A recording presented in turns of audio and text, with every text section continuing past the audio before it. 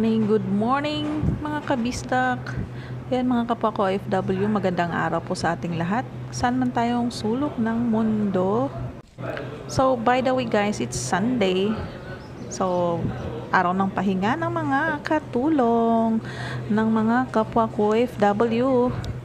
Dadalhin namin kayo guys sa isang park dito sa Taiwan. Matatagpuan po ito sa Daan Park, Taipei, Taiwan. Sa mga natures lovers dyan, nakagaya ko, ayan, pwede nyong puntahan to, yung Daan Park. Marami kayo ditong mai-explore. At sa mga mahilig naman mag-picture taking dyan, mag-videos, so pwede nyong puntahan. Recommend ko itong Daan Park sa inyo. Sa mga nagva-vlog na katulad ko, pwede rin po kayong pumunta dito. Marami po kayong ma-features dito kasi meron din po ditong mga klase-klase ng mga hayop. At hindi lang po mga hayop yung marami dito, marami din po mga puno guys. Tingnan nyo naman, mga pine tree, di ba? Mga pine tree, fine daw. Ano yun? So what's up guys, andito na naman si Bistak LV. Itutur ko po kayo dito sa Taiwan para naman po kahit papano sa mga hindi pa po nakapunta dito sa Taiwan, makikita nyo po ang nagagandahang views dito sa Taiwan. So guys, mahilig po akong mag-taking pictures, kaso yung aking photographer is andun na inuwanan na niya ako. Naliguro po siya vlog og iya guys, kaya nagvo-vlogging po na siya. Kaya sa mga wala pa makapag-subscribe sa yang channel, Reed Delatory Vlog, pakisuportahan din po guys ang kanyang YouTube channel. Maraming salamat. Ayun na, nauna na talaga siya guys, hindi na talaga niya ako nantay. So sige lang, dyan ka lang, video pa ako. So napakaganda talaga guys dito sa Daan Park. Tingnan nyo naman yung views, ang daming puno, yung mga grass, napakaano, tapos maintain yung pagtitrim nila ng mga halaman dito sa park. So sa mga kapwa ko OFW na andito sa Taiwan na hindi alam kung saan pupunta tuwing day off or kung may day off kayo, pwede nyo puntahan guys ang Daan Park. Andito lang ito matatagpuan sa Taipei. Kung hindi ako nagkakamali, sa red line ba. Tingnan nyo naman guys yung dalawang lolo. Ayan, iba din yung trip nila. O ayan, musta pa si lolo.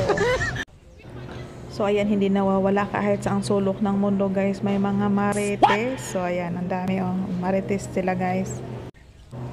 First time kong pumunta dito, na-amaze talaga ako guys sa ganda niya.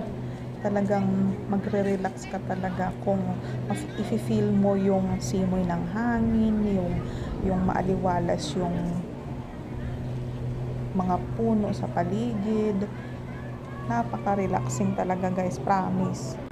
So ano pang inaantay nyo? Pumunta na kayo dito sa Daan Park. Sa mga hindi pa nakapunta dito, pumunta na kayo, taking pictures. Ang ganda dito.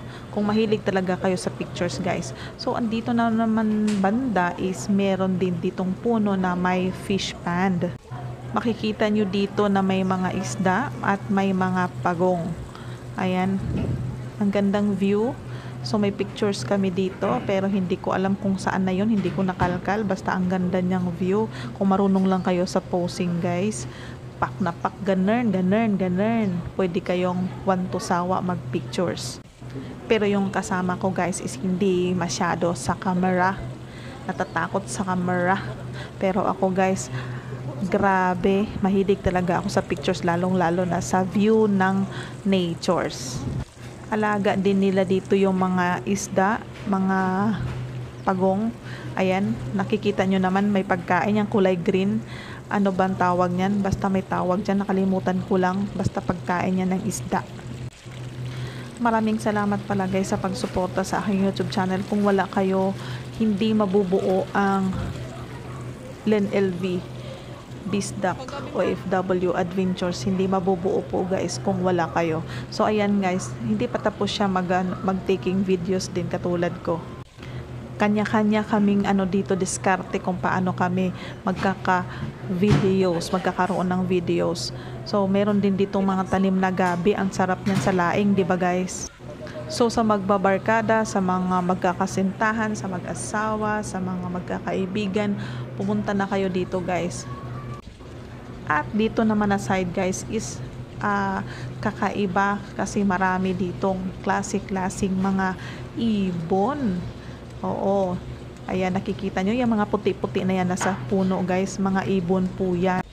Pero awareness lamang po pag andito na kayo banda sa side na to guys, kasi marami talagang ibon dyan, promise, ang dami. Yung mga puti-puti talaga guys, sa mga puno, ibon po lahat yan. Medyo may amoy po dito kasi nga doon sa mga pupo nila at sa mga kinakain nila dito, kasi nga alaga din to ng Daan Park. Kaya maamoy nyo naman pag pupunta kayo dito, kailangan mag-mask kayo kasi talagang sa akin nga, sa sarili ko, hindi ko kinakaya yung amoy kasi nga talagang masangsang sa ilong, nakakasuka. Yung iba naman guys is hindi naman sila nagmask, kaya siguro nila yung amoy na matiis. Diba? Lahat ng mga puno yan may ibon yan. So dito din na side guys is yung plaza naman dito is napakaganda, malinis, masarap dito mag picnic.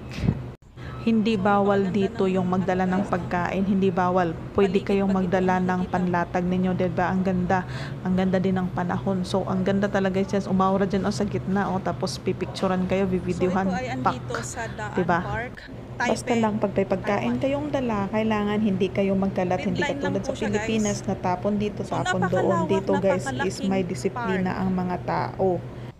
Kaya pagpunta natin sa ibang bansa, sa abroad, kung saan man tayo pupunta, yung ugali natin sa Pilipinas, huwag natin dalhin sa abroad kasi hindi po natin ito bansa. Nakikitira lang po tayo, kaya kailangan natin sumunod sa batas nila, kahit naman hindi ibatas nila yan, is talaga namang cleanliness dapat, diba? So sa mga pupunta dito guys, pwede kayong magbaon para tipid kasi nga medyo malayo din yung bilihan dito ng foods, ng drinks, ng tubig. Kailangan magdala kayo kasi napakalawak to guys. Kailangan yung kung gusto nyong libutin, napakalawak to. So kailangan yung magdala ng foods at drinks. Lalo na tubig. Pag summer kayo pupunta dito, magdala talaga kayo ng tubig. Tapos pwede din kayo dito matulog dito banda sa mga may mga bahay-bahay dito, pwede kayong magtambay. Magandang tambayan to sa mga nagbabanding, sa mga magbabarkada. Pwede kayo dito, ayan, dyan sa mga lilim guys, pwede kayong maglatag dyan ng mga mat or kung ano ang dala nyo, pwedeng ilatag dyan kayo, pwedeng umupo at magsipagkain. Yung iba naman dito guys is naglalatag sila para matulog. Kaya napakaganda talaga guys dito para matulog kasi nga maaliwalas, relaxing, mahangin. Ang ganda talaga guys ng naririnig mo sa paligid. Ang ganda sa pandinig. So, sa mga hindi pa nakapunta dito, try nyo na guys. Recommend ko ito. Ang ganda talaga ng Daan Park. Marami pang kaming mga lugar dito sa Daan Park na hindi namin napunta, hindi namin nalibot kasi nga pagod na ako. So, yan lang po guys yung aking ma-share sa inyo sa ngayon. Maraming salamat uli sa subscribe sa aking YouTube channel. Huwag niyo pong kalimutan na i-tap ang notification bell para po updated kayo tuwing may bago akong upload videos. Maraming salamat guys sa mga kapwa ko OFW. Mag-ingat po tayong lahat.